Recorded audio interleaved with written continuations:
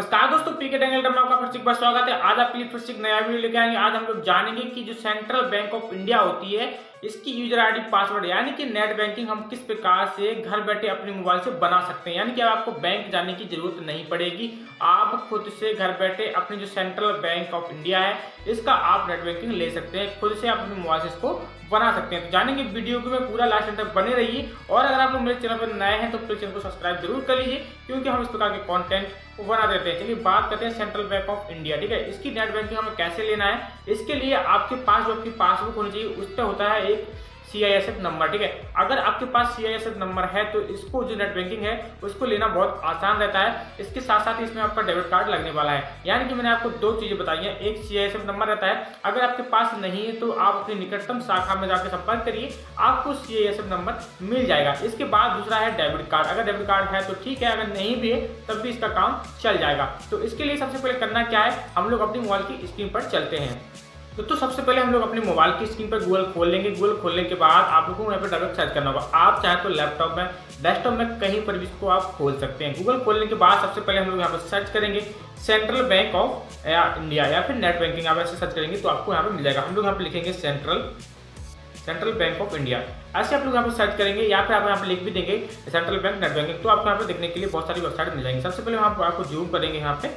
ठीक है, इसको हम लोग जूम कर देते हैं। सबसे ऊपर ही आपको यहाँ पे सेंट्रल बैंक ऑफ इंडिया की जो वेबसाइट है वगैरह है वो यहाँ पे आपको देखने के लिए वो मिल जाएगी। तो सबसे पहले हम लोग क्या करेंगे, ऊपर वाली इस वेबसाइट पे क्लिक करेंगे। जैसे हम लोग इस पर क्लिक करते हैं तो एक नया इंटरफेस आपके सामने आएगा। यहाँ पे ये कहेगा कि ये रीडायरेक्ट आपको जो सेंट्रल बैंक की वेबसाइट है वहाँ पे आपको भेजेगा। तो रीडायरेक्ट यहाँ मुझे वेबसाइट पे कर दिया। तो इस प्रकार से सेंट्रल बैंक ऑफ इंडिया की जो वेबसाइट है वह खुल के आपके सामने यहाँ पे ओपन हो जाएगी। तो सबसे पहले हमें करना क्या है, इसके हमें लेना है इंटरनेट बैंकिंग। इसके लिए यहाँ पे एक ऑप्शन दिया हुआ है, हम इस पर जूम करेंगे हल्का सा, यहाँ पे आपको देखने के लिए मिल जाएगा इंटरनेट बैंकिंग। जैसे हम लोग इस पर क्लिक करते हैं तो फिर से एक नया पेज यहाँ पे खुल के ओपन हो जाएगा। देखिए इस प्रकार से यहाँ ओपन हो जाएगा। तो यहाँ पे आपको दो ऑप्शन देखने के लिए मिल जाएंगे, एक सेंड करके है, एक करंट या INB। ठीक है, तो मेरे ख्याल से बेसिकली यहाँ पे करंट जो है INB रहता है वो बेटर रहता है।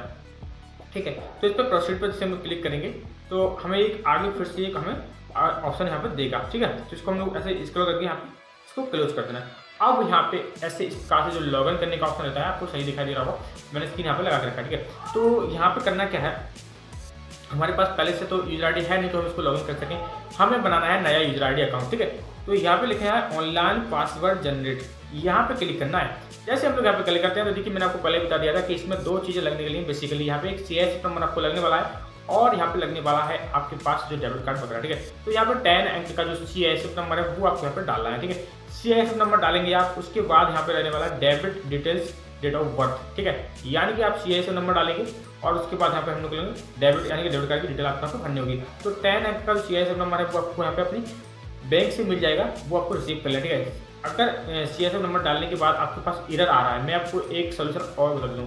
अगर आपके पास यहाँ पे एरर लिख के आ रहा है तो वो बेसिकली यहाँ पे 90% लोगों का क्या है ऑटोमेटिकली यहाँ पे हो जाता है, लेकिन अगर एरर लिख के आ रहा है तो आपको एक बार शाखा में जाकर संपर्क करना होगा, वहाँ से इसको एक्टिव करवाना होगा, तब जाके आप यहाँ पे यूजर आईडी ले सकते हैं। देखिए यहाँ पे CISF नंबर डालेंगे, डेबिट कार्ड डिटेल आप कंप्लीट करेंगे, उसके बाद ही आसानी से आपको कोई सिंपल सा स्टेप ही है, कोई ज़्यादा स्टेप नहीं है। मैंने आपको तरीका यहाँ से बता दिया है, सिंपल सा आप यहाँ से नेट बैंकिंग ले सकते हैं। देखिए पर्सनली आप यहाँ से रिकॉर्ड नहीं हो सकता है, क्योंकि मैं CISF नंबर वगैरह डालूंगा, इसके बाद फिर डेबिट कार्ड डिटेल आ रही होती तो वो रिकॉर्ड करना थोड़ा मुश्किल होता है। तो मैंने यहाँ से आपको तरीका बता दिया है, आप यहाँ तक पहुँच जाएंगे तो आप आसानी से नेट बैंकिंग कर सकते हैं। दो स्टेप और बाकी से बचे हुए हैं, यानी कि आप CISF नंबर डालेंगे, उसके बाद डेबिट कार्ड पे ऐसे टिक करेंगे, उसके बाद डेबिट कार्ड यहाँ पर नंबर डालेंगे, उसकी एक्सपायरी डेट डालेंगे, उसका पिन डालेंगे CCV, उसके बाद आप कंप्लीट कर देंगे। इसके बाद OTP वगैरह से इसको वेरीफाई करके आपके पास जो यूजर आईडी पासवर्ड है वो रिसीव हो जाएगा।